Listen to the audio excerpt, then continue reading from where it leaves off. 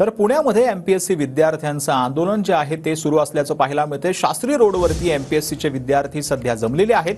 कृषी सेवेच्या पदाचा समावेश जाहिरातीत करावा अशी विद्यार्थ्यांची मागणी आहे। पुण्यामध्ये सध्या रात्र झाली तरी अजूनही विद्यार्थी आंदोलन करताना पाहायला मिळतात। सध्या पोलीस घटनास्थळी दाखल झालेले आहेत आणि विद्यार्थी हातामध्ये पोस्टर घेऊन जे आहेत ते आंदोलन करत आहेत। मोबाईलच्या टॉर्च लाईट सुरू करून देखील विद्यार्थ्यांकडून आंदोलन केलं जातं।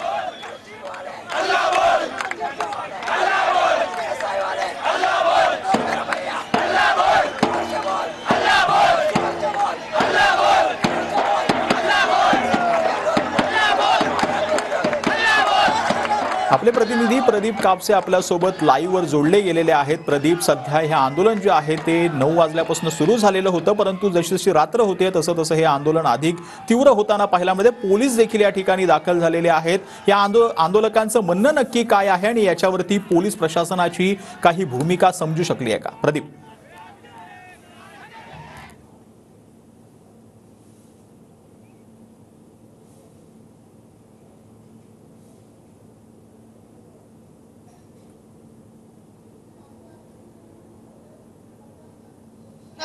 कृषी सेवेमध्ये 258 पदं जी आहेत ती ऍड करून कृषी सेवेची जाहिरात जी आहे ती काढावी या मागणीसाठी आपण पाहतो की सगळे रस्त्यावरती उतरले। दुसऱ्या बाजूला हा सगळा पोलिसांचा बंदोबस्त जो आहे तो या ठिकाणी तैनात करण्यात आलेला आहे। विद्यार्थी रस्त्यावरती येणार नाही याची खबरदारी जी आहे ती सध्या पोलिसांकडून घेतली जाते। आपण खरं तर विद्यार्थ्यांकडे जाण्याचा प्रयत्न करणार आहोत की या सगळ्या रस्त्यावरती पोलिसांनी गाड्या लावून बॅरिकेटिंग जी आहे ती केलेलं आहे। विद्यार्थ्यांची संख्या मोठ्या प्रमाणावरती आहे, त्यामुळे या सगळ्या विद्यार्थ्यांची मागणी आहे की म्हणजे 258 पदं जी आहेत ती खरं तर ऍड करून लवकरात लवकर राज्यसभेचा निर्णय जो आहे तो घेतला जावा। या मागणीसाठी आपण पाहतो की सगळे विद्यार्थी आज रात्रीचे 11:30 वाजलेले असले तरी सुद्धा या सगळ्या विद्यार्थ्यांची एकच मागणी आहे ती म्हणजे लवकरात लवकर राज्यसेवा आयोगानं हा निकाल जो आहे तो लावला पाहिजे। आणि आज खरं तर राज्यसेवा आयोगाकडून जे स्पष्टीकरण देण्यात आलेलं आहे की जागांची कोणतीही वाढ जी आहे त्याच्यामध्ये होणार नाही, त्यामुळे सगळे विद्यार्थी आपण पाहतोय की या सगळ्या संपूर्ण शास्त्रीय रस्त्यावरती ठिय्या मांडून बसलेले आहेत। या विद्यार्थ्यांची मागणी आहे ती म्हणजे 258 पदांची जागा जी आहेत त्या खरं तर या संपूर्ण सेवेमध्ये ऍड कराव्यात आणि त्यानंतर जाहिरात जी आहे ती काढावी। दुसऱ्या बाजूला जर आपण या ठिकाणी पाहिलं तर पोलिसांकडून विद्यार्थ्यांना आवाहन केलं जाते की रस्त्यावरती कुणी येऊ नका, मात्र विद्यार्थी ऐकायला तयार नाहीत। रात्रीचे 11:30 वाजलेले आहेत। या संदर्भात खरं तर प्रशासनाकडून काय भूमिका घेतली जाते पाहणं महत्त्वाचं असणार। आपण पाहतोय की दुसऱ्या बाजूला हा सगळ्या विद्यार्थ्यांचा जमाव जो आहे तो सुद्धा आपल्याला या ठिकाणी पाहायला मिळतोय। पोलीस उपायुक्त संदीप गिल हे सुद्धा या ठिकाणी दाखल झालेले आहेत। त्यांच्याकडून समजूत जी आहे ते काढण्याचा प्रयत्न केला जातोय, बोलणं या ठिकाणी केलं जाते। रुपाली पाटील आपल्या बरोबर आहेत। ताई, काय होतंय? विद्यार्थ्यांची संख्या हळूहळू वाढत जाते, प्रशासनाचं म्हणणं काय? प्रशासनाशी संपर्क चालू आहे, विद्यार्थ्यांच्या मागण्या त्यांच्यापर्यंत गेलेल्या आहेत आणि दोन्ही डीसीएम साहेबांनी सांगितले की जे आयोगाचे अध्यक्ष त्यांच्याशी बोलून आपण पॉझिटिव्हली विद्यार्थ्यांच्या हिताचा विचार करू, त्याच्यासाठी हे सगळे थांबलेले आहेत आणि ती चर्चा त्यांची चालू आहे। याच्यासाठी स्वतः पोलीस प्रशासनाकडनं डीसीपी गिल साहेब सुद्धा प्रयत्न करत आहे, तो संवाद ते साधतायत। म्हणजे दोन्ही उपमुख्यमंत्र्यांचं बोलणं झालंय या संदर्भात? हो, त्यांच्याशी बोलणं झालेलं आहे आणि दोन्ही उपमुख्यमंत्र्यांची आयोगाशी झालेले आहे। आपण पाहतो की डीसीपी संदीप गिल जे आहेत ते प्रशासनासमोर बोलतायत। सर, दोन्ही उपमुख्यमंत्र्यांशी बोलणं झालंय का? प्रशासनाला काय सांगतात याबद्दल? प्रशासनाने पॉझिटिव्ह भूमिका घेतली आहे। आता हे एवढे लोक जमले आहे, अचानकपणे जमले आहे, त्याने ऐकला पाहिजे की प्रशासनाची पॉझिटिव्ह भूमिका आहे। काही टेक्निकल गोष्टी असतात, आताच्या आता 5 मिनिटांमध्ये ते सोल्युशन जे आहे ते शक्य होत नाही आहे। तेच आपण त्यांना सांगण्याचा प्रयत्न करतोय की तुम्ही जे ह्याच्या काय टेक्निकल सोल्युशन निघेल त्याबद्दल त्यांनी ऐकून त्याच्या काही शिष्टमंडळ 5 जे मुलाचा जर त्याचे मेंबरचे असेल त्याची आम्ही भेट करून देतो। राज्याचे मुख्यमंत्र्यांनी दोन्ही उपमुख्यमंत्री त्यांना भेटतील या संदर्भात? या ज्या संदर्भात बोलणं होईल ते अवेलेबिलिटी बद्दल आणि ते उद्या किंवा कधी भेटतील तशाप्रमाणे ते त्याच्याबरोबर चर्चा करून सांगण्यात येईल। आपण पाहतोय की डीसीपी संदीप गिल सर सांगतायत की प्रशासनासोबत बोलणं सुरू आहे, मात्र दुसऱ्या बाजूला जर आपण पाहिलं तर पोलिसांची संख्या मोठ्या प्रमाणावरती आहे। दुसऱ्या बाजूला जर आपण पाहिलं तर विद्यार्थ्यांची संख्या शास्त्रीय रस्त्यावरती आपण पाहतो की दोन्ही बाजूला विद्यार्थी जे आहेत जमलेले आहेत। या विद्यार्थ्यांची खरं तर मागणी आहे ती म्हणजे 258 पदं जी आहेत ती कृषी सेवेमध्ये ऍड करून जाहिरात जी आहे ती काढली जावी आणि त्यासाठी आपण पाहतो की सगळे विद्यार्थी रस्त्यावरती उतरलेले पाहायला मिळतात।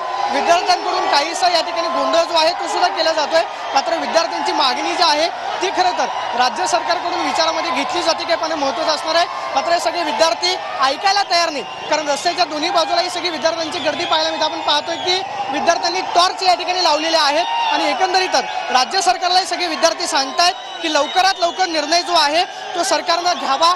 या संदर्भातली पावलं जी आहेत ती खरं तर राज्य सरकारकडून उचलली जातात का हे पाहणं महत्त्वाचं असणार आहे. मात्र शास्त्रीय रस्त्यावरती जर आपण पाहिलं रात्रीचे 11:15 वाजत आलेले असले तरी सुद्धा हे सगळे विद्यार्थी मागे हटायला तयार नाहीत. या विद्यार्थ्यांची मागणी आहे 25 तारखेला जी परीक्षा होते ती परीक्षा रद्द करा, कारण लाखो विद्यार्थ्यांचं भविष्य जे आहे ते टांगणीला लागलेलं आहे आणि ऑब्जेक्टिव्ह पद्धतीनुसार ही शेवटची परीक्षा होतीये. त्यामुळे लवकरात लवकर राज्य सरकारनं निर्णय घ्यावा. रात्रीमध्ये राज्याचे मुख्यमंत्री, दोन्ही उपमुख्यमंत्री आयोगाला सांगून काय निर्णय घेतात का हे पाहणं महत्त्वाचं असणार आहे. मात्र पुण्यामध्ये कायदा आणि सुव्यवस्थेची पुन्हा एकदा परिस्थिती निर्माण होऊ शकते, कारण रस्त्यावरती आपण जर पाहिलं तर विद्यार्थ्यांची गर्दी जी आहे ती मोठ्या प्रमाणावरती आहे आणि हे सगळे विद्यार्थी रात्रीच खरं तर रस्त्यावरती उतरल्यामुळं पुणे शहरामध्ये पुन्हा एकदा कायदा आणि सुव्यवस्थेचा प्रश्न निर्माण होऊ शकतो.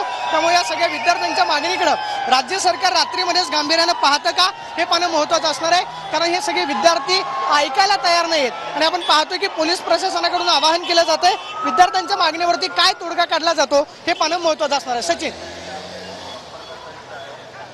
9 वाजता सुरू झालेलं होतं, त्यानंतरला तिथे गर्दी जी होती विद्यार्थ्यांची ती कमी होती, परंतु आता अचानकपणे ही गर्दी जी आहे ती जास्त वाढलेली पाहायला मिळते आणि शास्त्रीय रस्त्यावरती दुतर्फा जे आहेत ते विद्यार्थी उभे असल्याचे आपल्याला पाहायला मिळतात. स्वतः तिथे वरिष्ठ पोलीस अधिकारी गिल देखील पोहोचलेले आहेत आणि ते विद्यार्थ्यांशी चर्चा करतायत, परंतु कुठेतरी मार्ग निघताना दिसत नाहीये. एवढ्या रात्री जे आहेत ते विद्यार्थी जमलेले आहेत, कारण की याआधी देखील यावेळेला MPSCचं आंदोलन झालेलं होतं प्रदीप, त्यावेळेला देखील ते आक्रमक झालेलं होतं. त्यामुळे रात्री हे आंदोलनातून मार्ग काढणं जो आहे तो पोलिसांसाठी कठीण होताना पाहायला मिळतंय. अगदी बरोबर आहे. खरं तर सचिन, हे आंदोलन नक्की कशावरून सुरू झालं हे आपण या ठिकाणी पाहतोय ते म्हणजे MPSC आयोगाने एक परिपत्रक जे आहे ते काढलेलं होतं, ज्याच्यावरती आपण पाहतोय की MPSC आयोगाने स्पष्टपणे म्हटलेलं आहे ते म्हणजे की 25 तारखेला जी परीक्षा होते ती परीक्षा वेळेवरती होईल आणि त्या पद्धतीचा निर्णय जो आहे तो खरं तर आयोगाकडून घेतला जाईल. हे नोटिफिकेशन MPSC आयोगानं दिलं आणि त्यानंतर हे सगळे विद्यार्थी रस्त्यावरती उतरलेले आहेत. ते म्हणजे कोणत्याही पद्धतीचा बदल जो आहे तो परीक्षेमध्ये करता येणार नाही, कारण त्यामुळे सगळे विद्यार्थ्यांची मागणी आहे ते म्हणजे MPSC आयोगाने जे नोटिफिकेशन काढलेलं आहे ते नोटिफिकेशन रद्द करावं आणि त्यानंतर परीक्षा जी आहे ती 258 पदं त्याच्यामध्ये ऍड करून ही भरती जी आहे ती नंतर घ्यावी, अशा पद्धतीची मागणी या सगळ्या विद्यार्थ्यांची आहे. त्यामुळे जर आपण पाहिलं तर हे सगळे विद्यार्थी मोठ्या प्रमाणावरती रस्त्यावरती उतरलेले पाहायला मिळत आहेत. आणि आपण जर पाहिलं तर शास्त्रीय रस्त्यावरती अहिल्याच्या बाजूला, रस्त्याच्या या बाजूला ही गर्दी आहे, तर दुसऱ्या बाजूला हा सगळा पोलिसांचा बंदोबस्त या ठिकाणी लावण्यात आलाय, कारण जेणेकरून विद्यार्थी रस्त्यावरती उतरणार नाही. विद्यार्थ्यांकडून काहीसा गोंधळ जरी होत असला तरी विद्यार्थ्यांची मागणी आहे ती म्हणजे राज्य सरकारनं आमची मागणी जी आहे ती विचारामध्ये घ्यावी. आता आपण पाहतोय की DCP संदीप गिल हे राज्याच्या प्रशासनाशी संपर्क साधण्याचा प्रयत्न करतायत. या संदर्भातलं अधिक अपडेट जे आहे प्रदीप आम्ही तुमच्याकडनं घेतच राहू. धन्यवाद या संपूर्ण सविस्तर माहितीसाठी.